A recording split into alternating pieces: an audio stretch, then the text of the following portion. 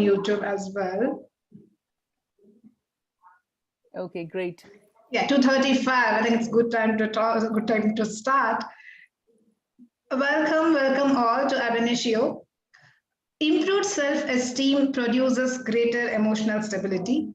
Greater emotional stability produces more ability to handle adversity, self-acceptance, self-doubt, and find and enjoy happiness. This is a quote by T.Y. Howard. Emotional intelligence is a sort of self-awareness that enables us to recognize our feelings and manage our emotions, and which will also have a great impact on the learning curve. So this is what I could understand by reading. The emotional connection between teacher and the student is important, and it stays forever. Even now, I remember my nursery and my preschool teachers and my school teachers. But nowadays, in a short period, burdened with syllabus, a teacher has less limitations to interact with children at any emotional level. However, with little effort and sensitivity towards students' emotional needs, the teacher can develop citizens of tomorrow with a positive outlook on life. What I believe is generally employees with higher level of emotional intelligence are likely to perform better. And teaching itself is a form of emotional practice. Emotion is heart of the teaching job. So that is what I have realized, in my last few years of teaching profession. So there has been an increasing call for a greater focus on teachers' emotional intelligence to enhance the performance. However, if you look at researches done, there are very few research on emotional intelligence in job performance relationships among teachers.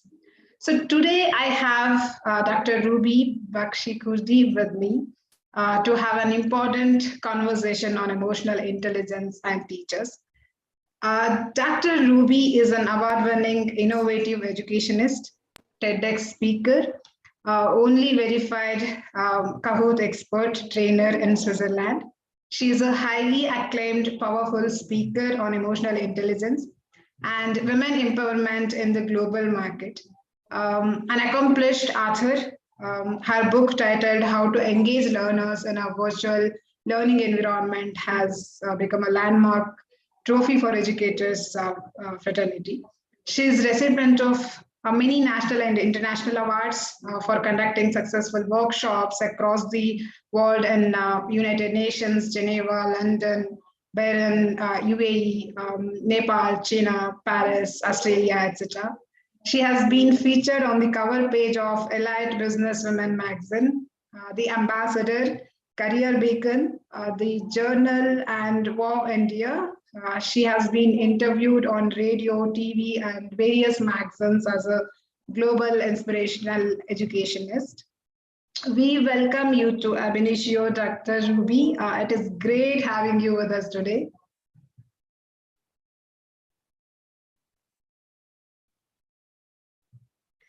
Ruby, you are on mute. Thank you, Pooja. Thank you so much for the wonderful introduction and inviting me on your great platform. I'm really happy to be here, and I'm looking forward to interact with all the thought leaders from different parts of the world. It's amazing to see so many people joining from different time zones. Thank you, guys. Thank you so much for joining in. Thank you. Actually, that is what makes me feel happy whenever I take up these sessions on every weekend, that I get to see people from different time zones, someone just having breakfast, just finished lunch, and getting ready for dinner, and that's unity in diversity. So that this moment unites us, and from different parts, and that is a wonderful thing to experience. Now, without any delay, Ruby, they say that a good teacher needs an understanding of individual and group motivation and behavior to create a good learning environment. How do you elaborate on this statement? I think it's very important as a teacher, because one is leading the students, in a classroom who are the future of the world. So it's very important to connect instantly with your students, not just via your books, because books anyone can read at home. During COVID, we had seen that it was a learning experience. Everyone had access to different things like, notes. They were connected on Teams, WhatsApp, Zoom. There were so many ways of connecting. But some students were happy to be on a platform, at least they were getting knowledge, but some, they were not happy and they didn't feel the connection. So the level of learning dropped down. And that's why it's very important, especially for a teacher, to make sure and ensure that she or he is not just connected with her students via the books, but also seeing how they are learning or what they are doing. And for that, I think it's very important to connect with your students at all levels, whether it's a virtual platform or it's a real classroom. That means like face to face learning. But I guess, sometimes we say it's always a blessing in disguise, certain things, how you take it. So maybe for some, COVID was really a very, very unfortunate experience because no one was prepared. All over the world, we were not prepared something as catastrophic could happen, but it did happen. But on the other side, some people, even in that dark tunnel, saw a ray of hope, which I think, Pooja, when you said every Sunday I'm doing this, connecting with people from all over the world, you are giving a ray of hope to different people by various topics that you want to explore and discuss with experts. So I think that's very important when we talk about these kind of things. As a teacher, one needs to be very, very sensitive, at the same time be little bit more open to how students are understanding or what they are understanding, because sometimes they understand and they are always, nodding their head, yes, yes, and we can see as teachers that they're understanding. But when you're on a virtual platform, it's not easy to see that. And that's where you need to make sure or ensure that you are connected by, sharing these reactions which we see on the Zoom network, by sharing reactions or by asking questions, or as we always say, if you have any questions, please ask in the middle. So the more people are asking questions, that shows that they are there with you. Same in a classroom as well. I'm just trying to, compare the two situations. And when you are in a classroom where there are no questions, everyone is just sitting like a robot. That means they are either sleeping or they have developed the art of sleeping with their eyes open. As a teacher, I can completely connect to it because when we have interaction in classroom, or even if it is live or offline, a completely different kind of learning environment that creates. I always believed, you can learn more when you discuss. And of course, when we are discussing, we get to get this opportunity to know different students and their perspectives and their learning abilities. I think that is very true. Keeping your class live, interactive, and connected, more lively is always creates all the difference. And when I was reading about emotional intelligence and connection between emotional intelligence and teachers, I have read, I have come across this. Social neuroscience explains that when two people interact, their emotional centers impact each other for better or for worse. This means that teachers are able to help students get in better brain states for learning by acknowledging learners' expectations or students' expectations, hopes, worries, and so on, which has a positive effect on how they feel and, of course, on their learning abilities. What do you suggest, or what do you think how teachers can build or initiate these actions or interactions?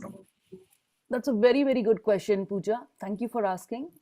Yes, it's important, like, when you are in an ambience where you see your students face to face, it's very important to see how they are reacting to your just reading or just explaining a particular concept. And that's why it's important, especially now in today's world where everything is getting so much digitalized. We are not even carrying those fat books in the classrooms. Everyone either has an ipad or on the computer or whatever digital device they are using. They are just taking notes on that. The books are also on the digital devices. So sometimes when these students are behind the screens, on the behind the computers or behind their tablets, as a teacher you have to be a little bit more aware and more vibrant in seeing that they're actually following your lessons and taking notes, or they have their headphones on and they are somewhere else. It's very important. So to have that connection, as a teacher, you don't have to be just in front on a podium. Like if it's a huge classroom of, like, say 100 students, you just don't have to be on a podium. Try to make sure that you're a little bit moving in the room. Try to make sure that you engage your students by asking questions. Engage your students by giving them some situations, that it is like a two-way learning process. It's not just you giving a lecture standing up there, because sometimes you may have brilliant words, you might have brilliant PowerPoint presentations, but students are not listening because it's just a monologue. It's just going on from the speaker to the audience. So it's important, when you are aware, when you're alive in the class. Alive, I mean, like, you are smiling, you're sharing a joke, or you just randomly ask somebody, how was your morning? Tell us something, what happened this morning. Narrate an important incident, depending on which class you are doing. Not that you're going too much on the other side, you're just talking blah blah, which is not related to your course. So that is important. You have to pay attention to your content that you are teaching, but with the content, try to improvise. Don't be like a robot. Don't be like everything is on a PowerPoint presentation and you're reading from your PowerPoint slides, or you're reading from your notes, because that way students are not learning anything. They're just there. They're physically there, but mentally they're somewhere else. So for that, it is important, as a teacher, as an educator, you have to understand by the behavior of your students. So be aware and constantly be aware of your surroundings, how they are reacting to whatever you are saying. And only when you observe the behavior of the students, like whether they are asking questions, they are participating, use more audio visual methods. As a teacher, I use gamification in my classrooms. I use a lot of gamification. And at the same time, when I say gamification, I am using EI as well. Why EI? Why emotion intelligence? Because if I am paying attention as a teacher to their emotions, I'm connecting with them. Like if someone was not there last week or someone was not there yesterday in your classroom, ask, hey, how are you doing? How are things now? Or if someone narrates something and you remember that person mentioned that someone in the family was not well, or she had an important exam, last week. That's why she couldn't come to the class. So ask her, how did you do? So these are some very, very small and basic ways of showing empathy towards your students. And the more you are empathetic as an educator, the more you will see that your students will connect with you and they will feel the connection. They will want to share with you more. Maybe for some teachers whom they feel that they are very strict, or they are afraid to talk, that's fine if they respect them. But if they're afraid to talk, that means that particular teacher needs to work a little bit more on the behavioral sciences, as well as working on their what is going around in the classroom. And only when an educator is a little bit more aware, is more empathetic, and finding ways to connect with the students, they can learn better. Yes. I hope, Pooja, I've answered your question. I'll just add one more example to it. Even though we are in Switzerland, but last week it was very, very hot. It touched almost 32 degrees. So what I did was, we were in the classroom having a session, and some of the students were like, constantly wiping their hands and wiping their sweat and trying to focus, but it was very difficult for them. So it's not like it's because Switzerland is not a hot country, it's a cold country. So some of the classrooms, we don't even have fans. If we just leave the windows and doors open, there's cross ventilation, and it's fine. You don't need a fan. But it was so hot that we were really missing that. If fan was there, it would have been much better. Students could focus better. So somehow what I had to teach using the audio visual on the TV, I did the class and trying to make it more and more interesting. But then after the break, I said, guys, we'll be going out. We'll sit in a shade where you can learn better, where there's little bit of wind, that you can be a little bit more breezy and enjoy what we are doing. And Pooja, you have no idea how much they appreciated that. They were kind of hesitating to ask that, but when we went outside the classroom, that is beyond four walls of the classroom, and sitting in the open and talking and discussing, you know, things were much more different. In the classroom, they were complaining of hot weather, but the moment they came out, they did not need their phones, they did not need their laptops. They were just discussing. It was a brainstorming session, and they were much more livelier than they were in the class because of the change of environment. So that's why, as a teacher, one has to be very, very empathetic and not be fixed on rules and regulations, on curriculum, or on lesson plan. It's important that you have to have some schedule that you are paying attention to. But if the situation is not as you had planned, as a teacher, always have a plan B, plan C. You should always have two plans side by side ready. So if that one thing doesn't work, you can go ahead with other plans as well. I just wanted to share this experience. It was very, very recent, and it really helped my students to focus better and participate much, much better.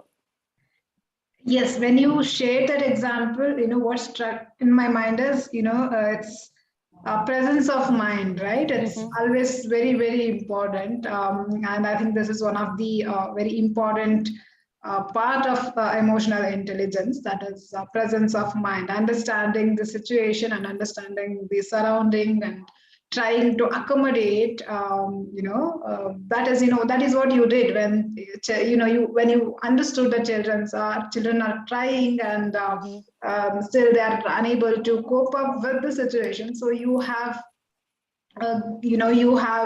probably understood and made it easier for them to breathe in easy in that particular situation, and focus on discussion or learning.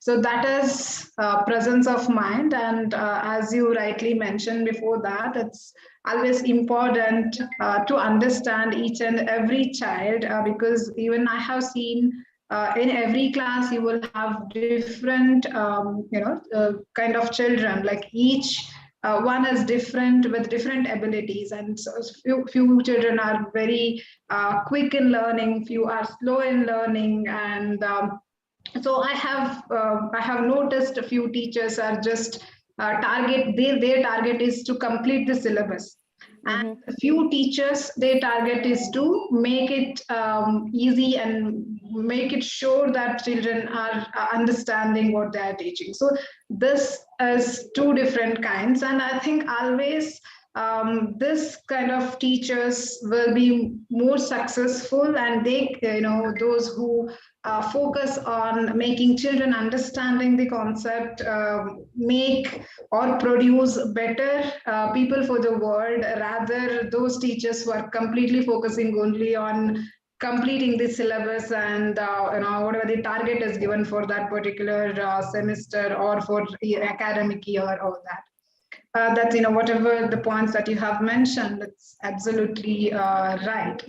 And how teacher effectiveness is subjective. So it's when I was reading about this particular topic, teacher effectiveness, I have come across different situations and examples. It's always made me feel that teacher effectiveness is subjective. So what do you think? What are the connections that you see between educators and emotional intelligence, and how this is subjective, how this can make teacher effectiveness subjective? As I just mentioned, Pooja, it is important when we are talking about effectiveness to make any connection more powerful. It is important that you should consistently work on yourself first. Ha- having said that, when you are consistently working on yourself, not just your content, but also how to improve, what to have and what not to have, that will definitely have a very, very strong impact on your working relationship with not just your co-workers, but also with your students. So as a teacher, I think it's very important to emphasize on a fact that there's no one best approach. Maybe one approach might be great for Pooja, one approach might be great for, just 1 minute, I need to drink water. Yeah, please.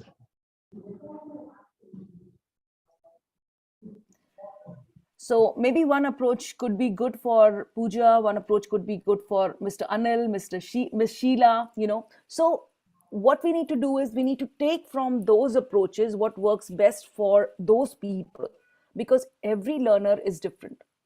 Every person who is giving that information, even if there are two people teaching HR, right? I teach human resources management.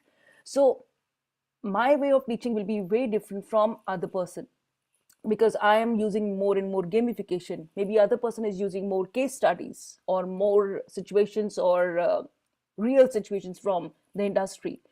So the way a person is approaching it, one has to be a little bit more vibrant on that. And also,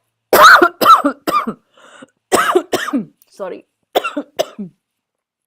and also make sure that whatever things are being done, however things are being planned, make sure that students are understanding. So give them, like, it's like playing a ball. If you have a ball in hand, you throw the ball and it goes to the student. So if the student is able to catch every time you're throwing the ball to your students, just imagine, I'm not saying you're throwing the ball, but imagine every time you're either throwing a situation or throwing a question, asking to take somebody an initiative. If you see that they are willing to do it, that means they are ready. They're there with you. And if they are not, that means they are trying to hide from that information. They are trying to keep away, or they're trying to be a little bit, hide behind other people. One has to be a little bit more aware, and one has to be a little bit more, I would say, socially as well as personally aware of how to make the class going on. And for just to quote it, it was during COVID when we were all struggling in different places, what to do, how to do. I was just writing things in my diary. I have this habit of writing to do what needs to be done on a weekly basis. And when I was writing all these things, which is working, what is working for me, what is not working for my co-workers or my peers, someone mentioned that if it is a success, if all the things that you're doing are great, why don't you document it somewhere? And it's during that time I wrote this book, which is called How to Engage Learners in a Virtual Learning Environment, which just means I could have kept that information to myself because it was working, it was great for me. But I felt if some information is just limited to me, I'm not bringing about any change. I'm not helping my teachers' fraternity. So what I did was I wrote the book, and now the book is available everywhere. And there are things which are working for some people. There are things which, if I've written 10 things, maybe out of 10 things, Pooja, 6 things are applicable in your case, 4 things are not. But that doesn't mean it's not a success. It's just we need to see the link and work on it.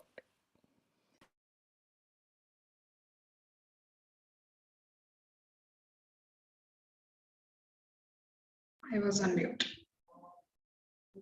I have one question here from Dr. D. Rajesh Babu. What are the special suggestions for bringing the students regular classwork with refers to higher education students especially? Okay. Ruby, are you listening to me? I don't see you. Yeah. Okay. Yeah, just 1 minute. Sure. I don't know, something got stuck in my throat. I'm constantly coughing. I just. So, could you repeat the question, because I was coughing when you were asking the question? Oh, I'm sorry. Okay. What are the special suggestions for bringing the students regular classwork with refers to higher education students especially? Well, it's very important, especially now when everything is digitally managed, right? So you don't have to give too much workload to your students. And I think that's one of the main things that I noticed as a difference back home in India and in the outside world. especially in Europe or especially in the higher education, you need to have a consistent workload. Like if a semester is for 11 weeks, 12 weeks, depending on the semester, you need to see that it is divided throughout from week 1 to week 11 or week 12, whatever number of weeks you have in that particular term or semester, depending what that person is doing. Mr. Sunil Kumar, I think he has this question. So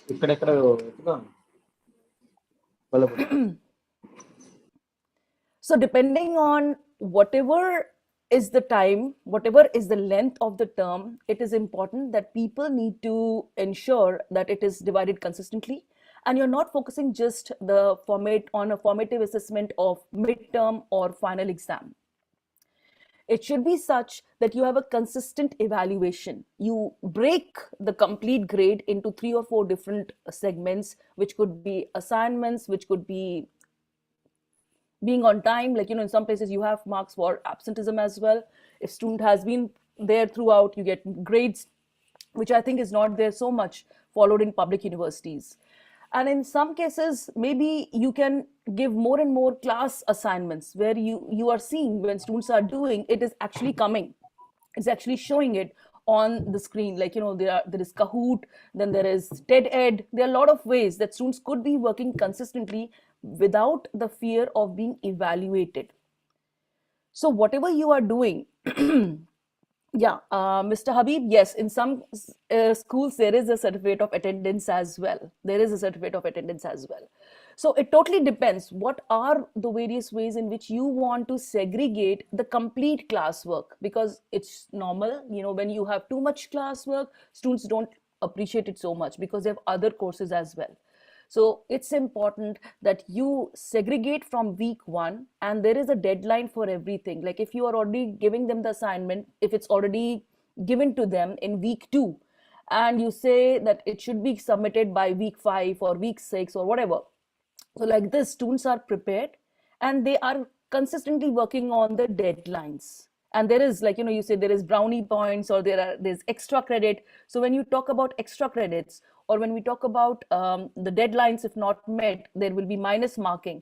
Then students will definitely pay attention on all the parameters and will do the work consistently, instead of giving them the fear of just 2 things, that is midterm and final exam, where sometimes students who have exam phobia, or they have something else that comes up, they may not be able to perform well.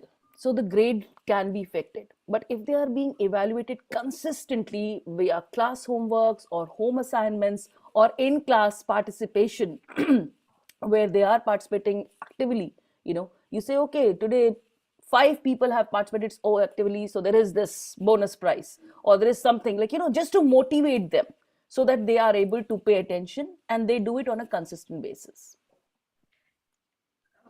Hope that clarifies, Rajesh sir.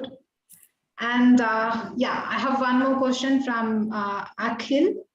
Akhil asked how to improve your emotional intelligence.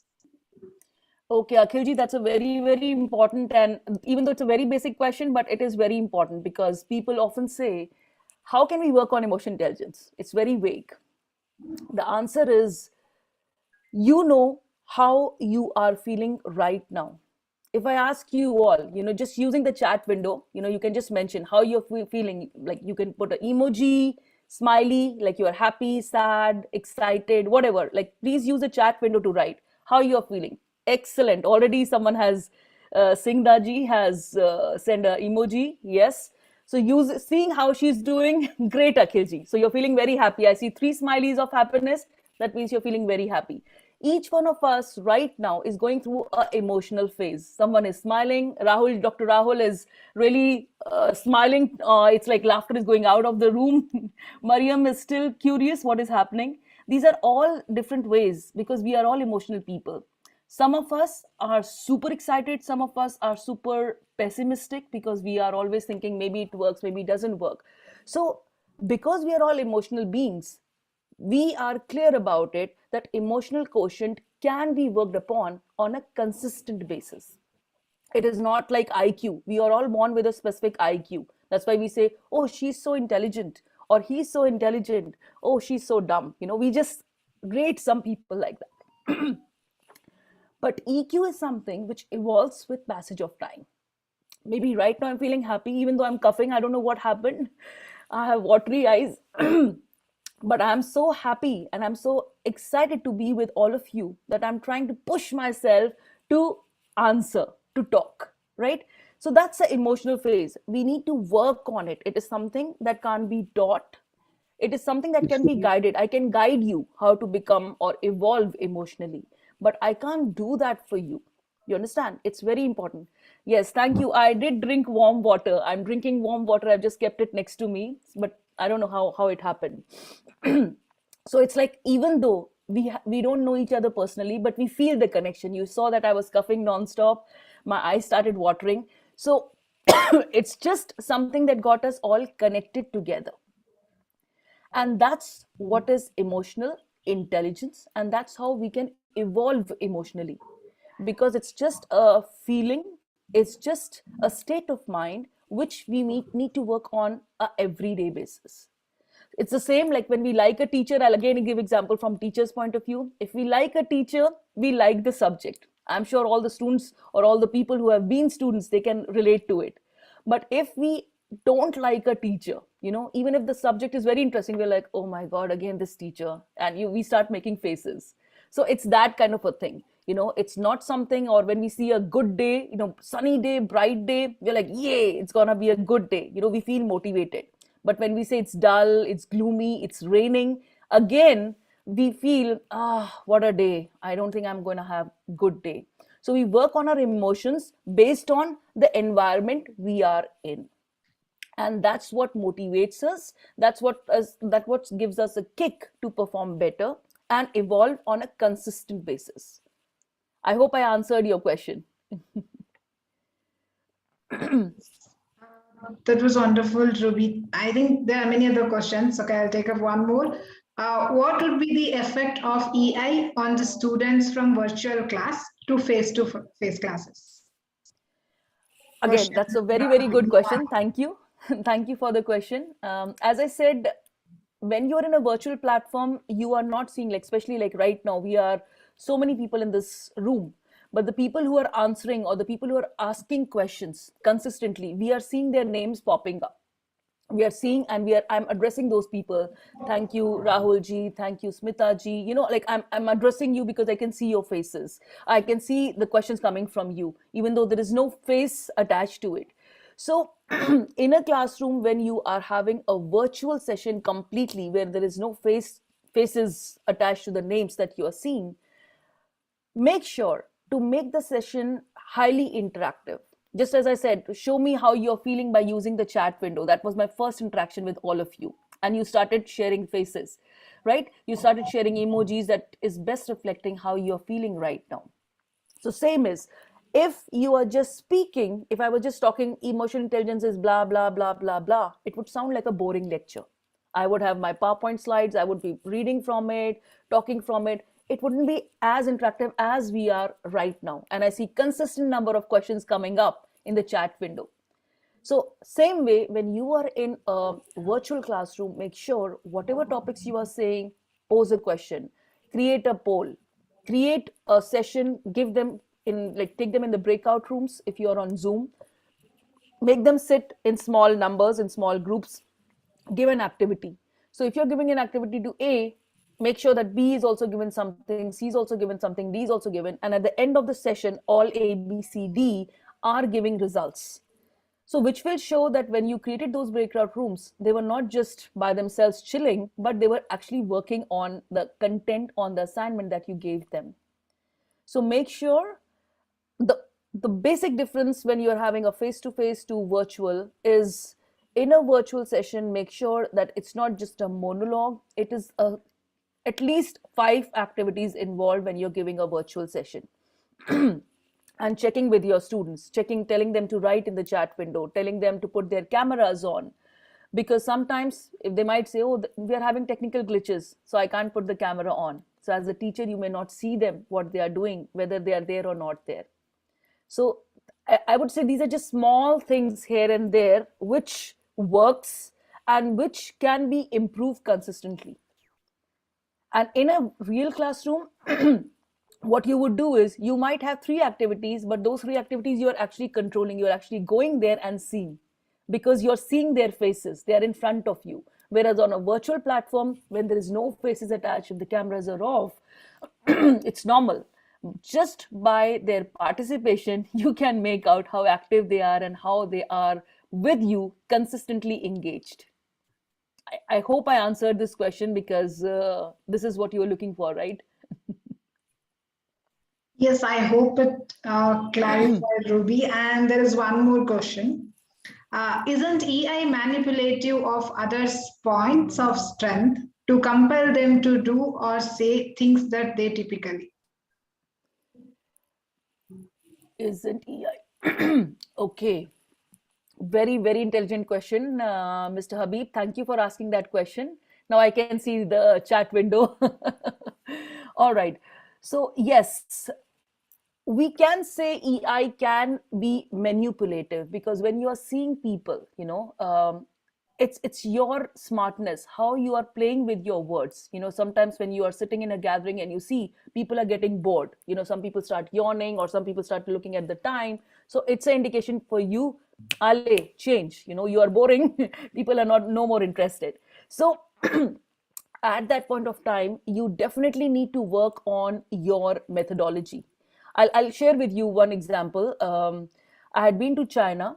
This is few years ago, I would say 8 to 9 years ago. I'd been to China and I had a very interesting joke. Like, as I said, I use a lot of gamification, jokes, or, those kind of funny anecdotes to cheer up my audience.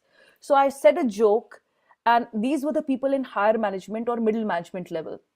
So while training, when I said the joke, I was thinking that they will just burst out laughing, and there was no reaction. They were all seriously looking at me like this. Imagine I say a joke and you are like this. So I was like, oh my God, I think I did something wrong. And just after, I would say, few seconds, 15, 20 seconds, they started laughing. Everyone was laughing in the room. So I was like, what was that? And then immediately I realized the person who was interpreting what I was saying, because there were interpreters, everyone was wearing headphones. So what I said, when she translated that in English, they got the joke and people started laughing.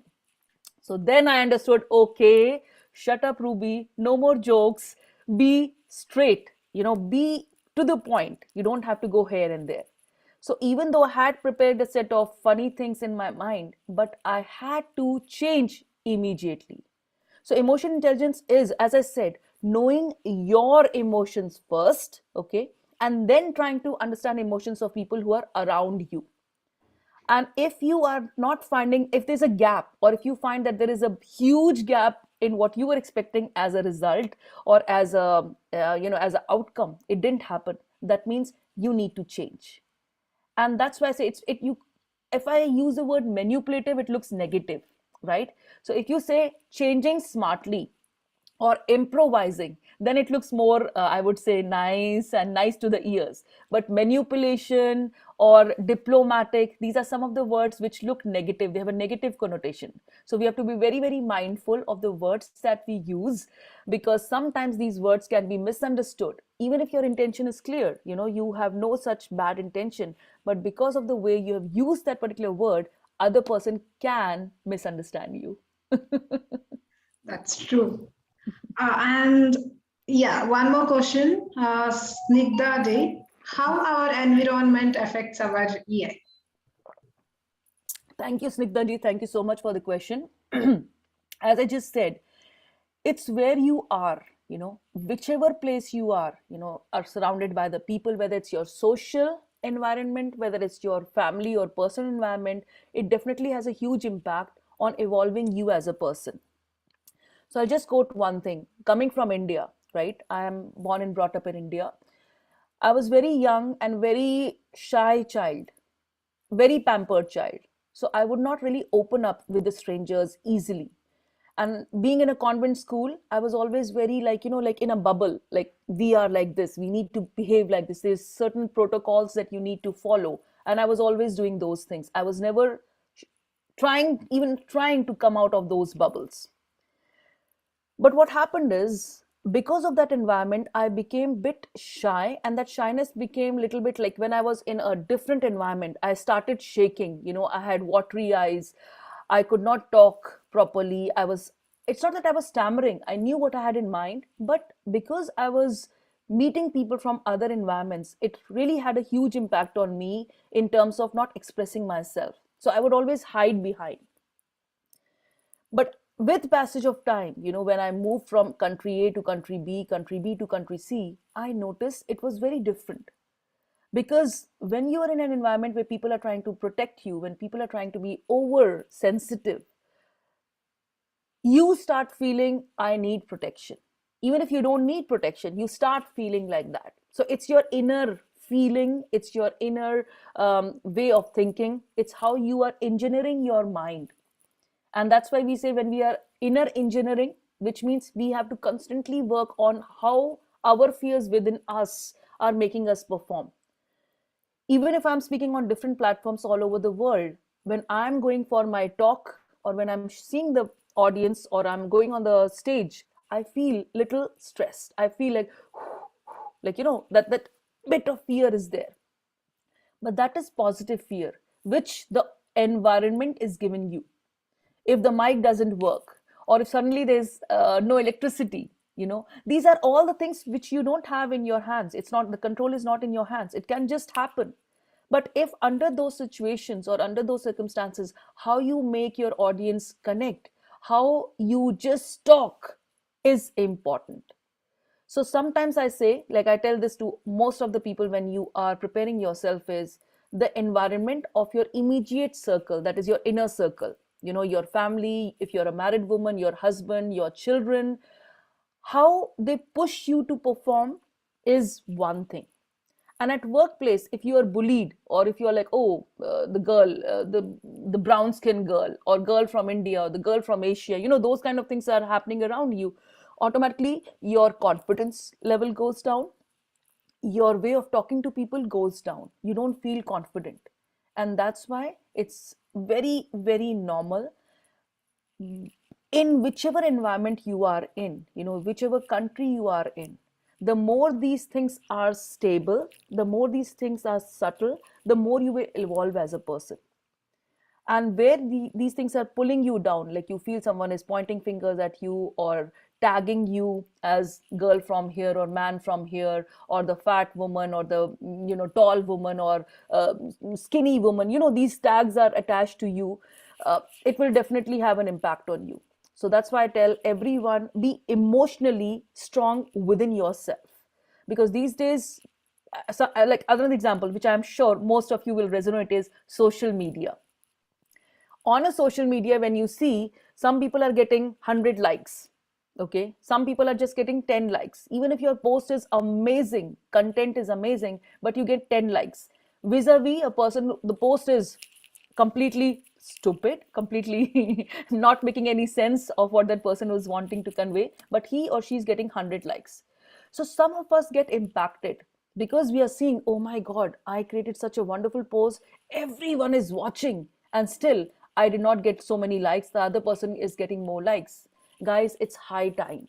You shouldn't be influenced and impacted by these kind of things, because we don't know what is giving them thumbs up or what is creating these likes going up on the social media platform.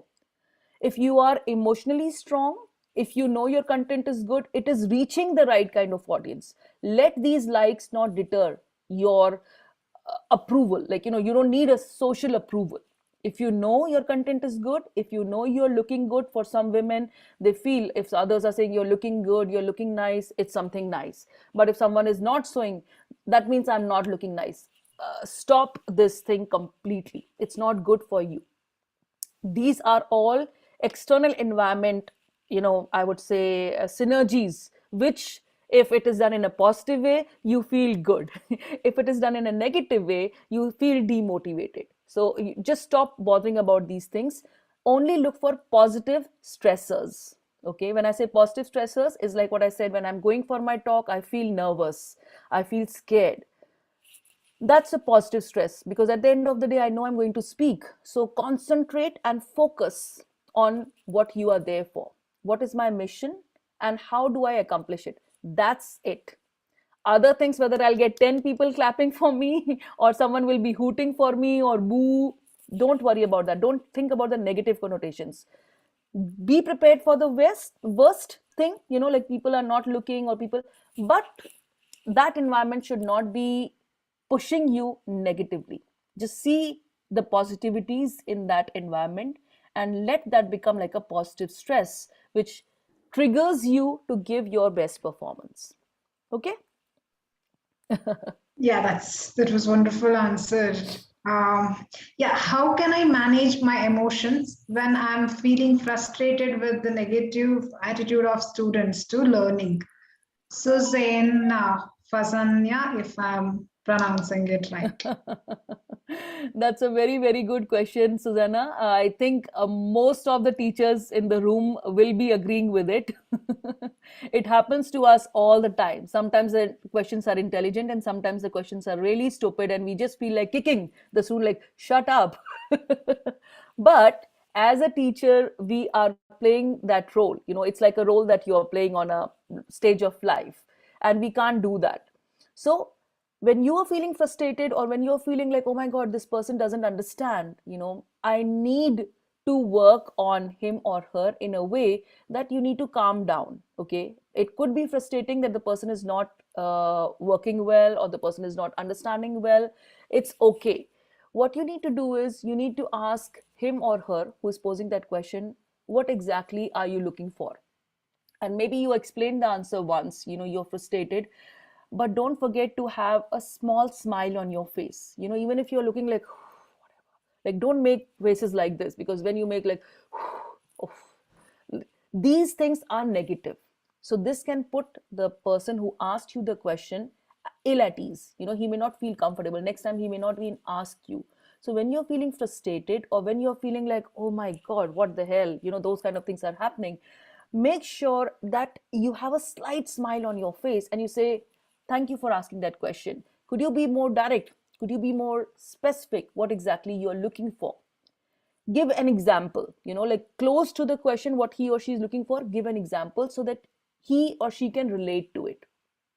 All right, because it's normal, we can't be having that plastic smile all the time. It's like those of you who take the airplanes, and every time there are some kids who are pressing the bell to call the air hostess, can we have Coca-Cola, can we have ice cream, can we have this?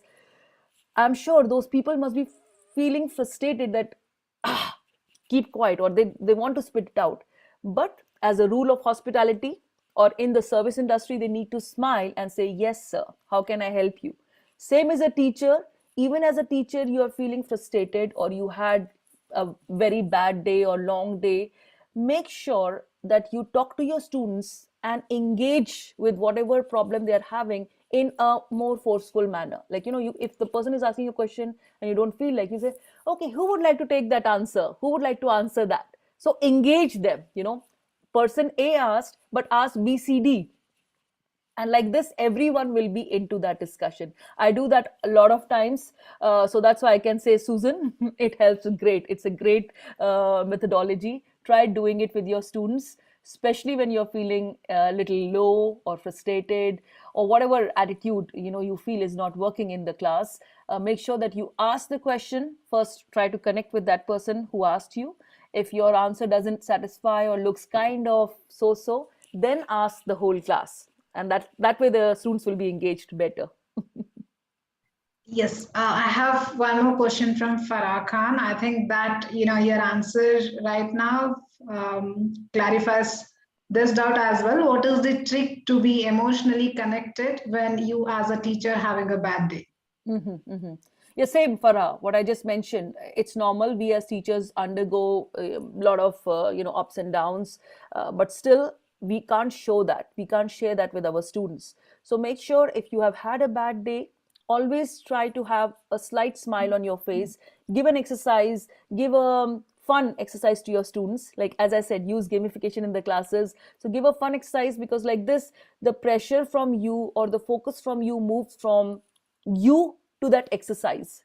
So students will instantly become engaged. They will instantly start working. I use a lot of platforms like TED-Ed, where they are watching a video and then they're asking and answering those questions. Create groups and give an exercise because you don't want the focus to be on you, but still you want to explain the concept. You don't want that students think, oh, in a class of 4 hours the teacher just taught 2 hours, and 2 hours I think she had a fight with her husband or she had a bad day. So make sure to engage them, give them an activity, use group activities. And I think for that, again, that's a shout out. I'm sure Pooja is gonna share the link of the book that is available. You can have your hands on the book that I have written on the tricks that work great. It worked great in virtual classes, but it will work great in your real classes as well. Because uh, life is not always sunny. We always have some gray days as well, or rainy days as well. So you just need to keep your students engaged and involved in an activity. Rest will be taken care of easily. I think we are left with 5 more minutes. I'll just quickly take up one of my questions. I have read this emotional intelligence training to educators from primary levels would be well repositioned them for successful teaching profession. So it can even avoid teachers burnout and mental health issues. Because from the day when I started hosting these sessions, I was talking about and am talking about teachers' mental well-being. So emotional intelligence training, to educators from the primary levels, do you think can help to avoid teachers' burnout? Absolutely, Pooja, absolutely. Teachers training, especially in empathy, is a must, because when kids are small, they are more inquisitive. They are asking more questions. They are bubbling with lots and lots of questions. And of course, if you are not trained, or if you're not trained, especially in emotional intelligence, how you can balance, or how you can be smiling all the time, how you can make your kids, or how you can make those small learners pay attention. Absolutely, EI training is a must. And more at a lower level. The starting should be at much lower level, like when students are in kindergarten, then the teacher should be definitely trained, because with passage of time, as students start getting older, or when they are in the secondary or higher secondary education, they are mature, they're already they're already involved, or they're already in their own world. They have, some of them might be working as well, some of them might be on social media. Small kids are not yet on social media, so they are completely with you 24/7, or I would say at least 5 hours of the day they are there with you. So teachers definitely need to be trained at that level more, as compared to when they're in the higher education. Of course, training should be consistent, because with smaller kids there are smaller troubles, but with older kids there are older troubles, or bigger troubles, not older but bigger troubles. So one has to be consistent in giving teachers trainings on different ways of keeping their learners engaged. Also, how to be empathetic in the classrooms, because when we are in higher education, maybe if you're in an international university, you have people from all over the world. So one has to be practicing a little bit more diversity and inclusionness, like whoever is coming from a different part of the world. Some are very verbal and some are very quiet. As a teacher, if you are trained, you will know how to engage everyone, how to make everyone together with you. Like this, it's a wholesome learning experience. And at the same time, when they are small, when the teachers are when teachers have to be there with them 100%, that's the phase that makes sure that they are trained on how to take care of those small kids and engage them by fun, by games, by sharing stories, anything and everything that makes them enjoy the classes. And next day, they are also motivated to come. So, both situations, Pooja, it is very, very important that teachers need to be trained. And it will be a really good idea if that training starts happening at a much lower level. And that way, it's consistent and teachers will perform much better. That's wonderful. I think you have clarified all my doubts and all our, participants' doubts. And we have last 1 minute. So if you have anything to conclude with on emotional intelligence and teachers. Okay, thank you so much, everyone, for being such an amazing, amazing audience and sharing such wonderful questions, very intelligent questions. I thoroughly enjoyed. It was very challenging to be part of it, and I would just ask, or I would actually appeal most of the educators that doesn't matter whether you're in higher education, secondary, or primary schools. It's very important to understand your students. Do not think you are the teacher, you are the king or queen of the class. You are a teacher. Your role is to educate the future leaders. So make sure that you are empathetic with them. You are playing the role of a mother, a mentor, a father, brother, sister, depending on what is your age group and which is the age group that you are catering to. Don't just limit the education to the books, the textbooks. Try to make it classroom outside the four walls, because if it is classroom outside the four walls, not just physically but mentally as well, if they don't understand something, do not make fun of them. Try to create mentors and proteges in the class. Like, if there are some students who are very fast, very active, they understand faster, maybe make them a mentor. And students who are a little bit slow or who are timid, try to make them a protege. Like this, they are connected together, because maybe there are certain things as a teacher they are not comfortable telling you, but as a friend they are comfortable telling to the other person. So these are very, very small things, the basic things. The people who are very quiet, try to make them talk. Try to be not just as a teacher in a formal way but in an informal way, so that students open up and create a safe learning environment. Don't make them feel that they are being judged by a wrong answer, or they are being clapped for a correct answer. Both are good, both are nice, but create a safe learning environment so that it's a win-win for you as a teacher. It's a learning experience for you as a teacher, as well as for your students. And create fun learning classrooms, because if the classroom learning is fun, the learning is lifelong. It's just not restricted to class 10th, class 11th, or that particular phase, but it's lifelong, and students will always remember. So learn by experiences, give examples, try to give examples from the industry, from some of the people, some legends in the industry, because students will always remember those examples. They may not remember the theory, but they will definitely remember how you made them feel in the classroom, how you gave them examples of those people, and how learning was fun. And that's definitely going to go a long way. All the best. Try to bring more gamification in your classes, and you will see the result. You'll see the difference it's going to make in your learning environment. Yes, yeah, that was wonderfully said. Ruby, thank you so much. I thoroughly enjoyed the session, and this was one of the amazing sessions I have attended, and there is a lot of interaction. I think we have got wonderful participants today. Thank you all, and few of them have missed it